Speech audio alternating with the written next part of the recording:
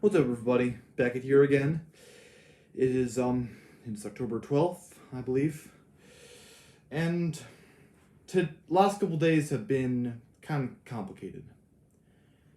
I'm thinking about me having an education is I have difficulties in staying in school, and I just don't want people to be afraid of me because I've hit people or because I go crazy sometimes, and I do go crazy sometimes, and I have a problem. And I know someone who never got in trouble and probably never will. And I just don't, and I just can't believe he can be so perfect. And I find it difficult to be, and I want to change. All I want is to stop feeling sorry for myself, to move on from the past, to become a better person towards myself, of all people. Because the way I see it, I couldn't feel any better if I just tried my best. And I just, and I would give anything to just be, not be different, but be more positive and just not be so down on myself. Think I should die or be gone. Because I totally think that this is just not the way. I've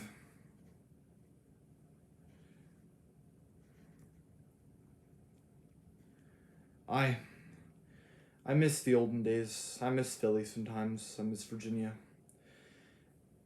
The second I finish college, I'm leaving. I'm changing my driver's license to another state or Commonwealth because I'm considering Virginia. Sometimes I don't want to be here. I can live in this valley. The valley is nice, but it's not where my heart's at. It's a big city.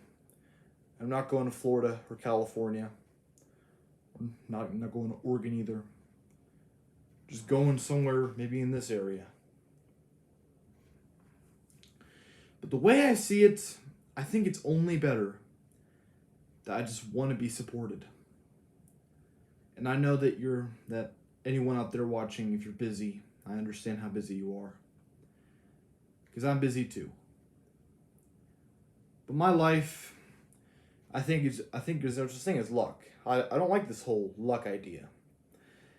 And I'll never get rid of another book for as long as I live, except if it's like childish or anything. And I just want to move on from the past. And now, if you're young and you're watching this next one I'm gonna understand. I've I've done what any guy does. Now, this topic is a little bit tender, so if you don't want to talk about you know, personal business with like men stuff, then don't listen. I've masturbated to a handful of things, and I like it because I'm not genuinely happy these days, and I give anything just to have even a moment's feeling of happiness. To me, I'd love to go to a Washington Wizards basketball game, or to just not be able to have a great time next year when I go to Baldhead, because I think next year will be great because we're all going to share a house, and I think and after many years, I miss the Lions' old house. That was a really good house, decorated so good, and what I wouldn't give to just the glory days. I'm looking forward to this big house. I'm looking forward to just us all having one big splash before we all leave for college. I'm glad you all liked my poem. The reason I wrote it is because we've grown distant over the years because of many things. Maybe this trip will do something different.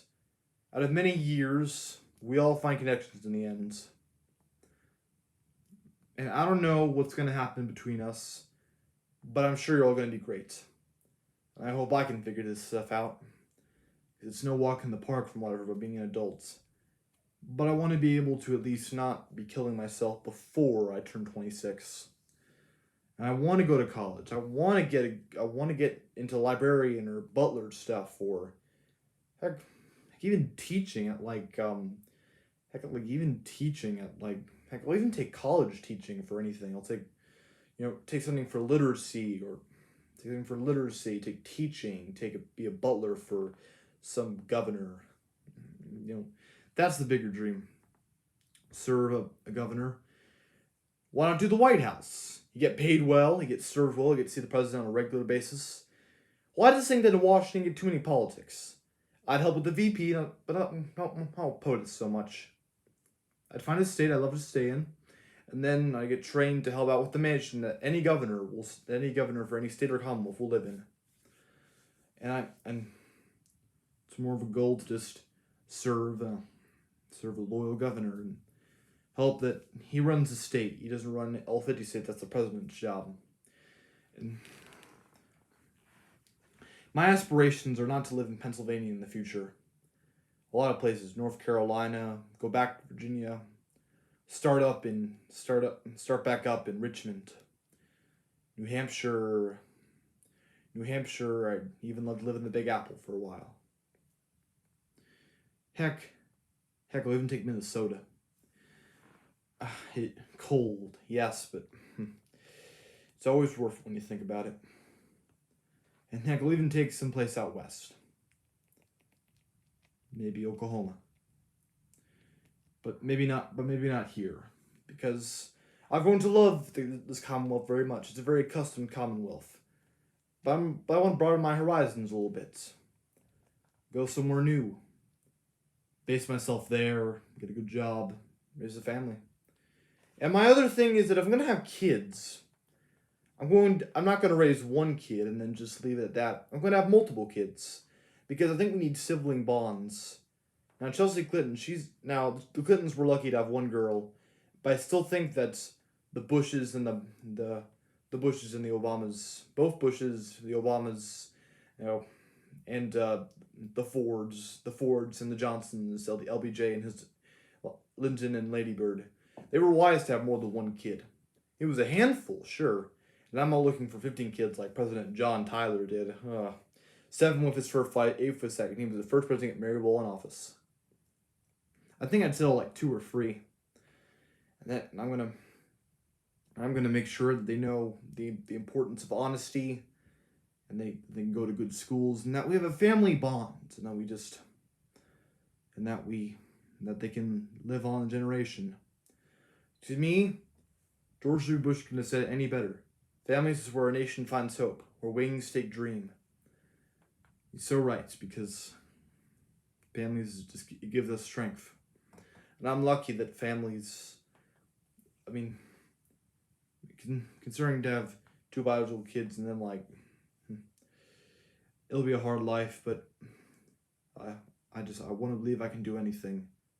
But if you're watching this, please support me in the comments. Please help me know that I don't want reassurance constantly, but I'd love to hear your support. I'd love to know that I'm cared about, that I'm acknowledged, that I'm respected in my generation. The last thing I want is for the world to go against, and for World War III to happen, and for everything just turn bad again.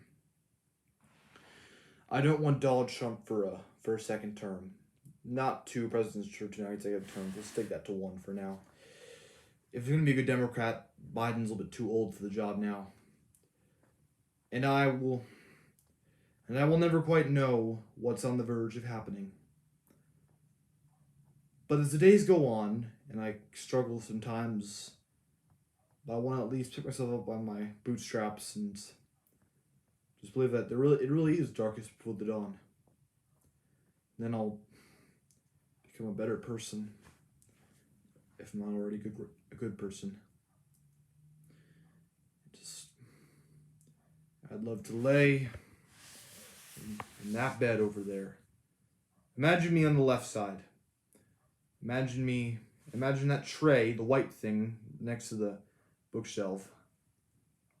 And I'm sitting there and I'm eating a good meal. And over right is Bill Clinton's autobiography. And then I'm watching like a Netflix or something on Netflix or something really good on Netflix, or Sing, or anything really movie that I really like. If I could watch it and not know what they're gonna say next, and have fun with it, like I did when I binged all Wes Anderson movies last Thanksgiving, man, that was fun. He really is a genius filmmaker. I don't look at Kubrick. I look at Hitchcock. I look at Anderson. I look at some really good filmmakers out there who've made some pretty good movies throughout the years. And for the record, I think that Hitchcock has done great, but the notable thing is about how I'm looking at. I had fun when I binge. Always like I get home from Thanksgiving break in 2021. I get home to watch Plane, Trains, Automobiles, a classic thing, the best Thanksgiving movie probably of all time. And then I'm bored, so I say, what if I watch something by Wes Anderson? I binge all. First I watched the classic Isle of Dogs, and that's Mr. Fox, and the next day is all about watching all live action stuff, except for the Quiet Life of Steve Zissou, and I wanted to watch like the French Dispatch, but it was so boring and tough to follow that I just left before it was halfway through. Being there late was no fun. And I don't go by this. And I'm glad that I have some good friends out there. But no Lions, Durhalls, Max, if you're watching, please think about me once in a while. You think about me a lot, and it means a lot coming from you. But if we could just maybe do a Zoom chat sometime, maybe that would be so nice. Or if we could do anything, just we'd all see each other and we'd all could hang out before you're all at college. Max too, because he's always been the older one. He's always been the one that knew the stuff before me. The one who had the birthday before. The one who shared a birthday with John Adams. The one who outdated me and everything. And I'd love to think me and my brother could connect a little bit closer. Now, I don't want to end up like Lee Israel, literary forger, and if you've seen the last video, Can Never Forgive Me was her life story, based off her memoir. Just don't want to... She didn't stay with her brother. She wrote that her brother I never had much in common with, but I think we have more in common than we think, Max. If we can talk more often, if we can just have a dinner. Because I had fun with you and your friends that night at Carrabba's. I really did. And for anyone out here watching this, I'm glad you're doing this because I'm glad you're listening. I'm glad you're out there listening to what I'm about to tell you. This is a low budget channel, so we don't do big stuff. I'll see you all again very soon. Thank you for watching. Please comment and subscribe.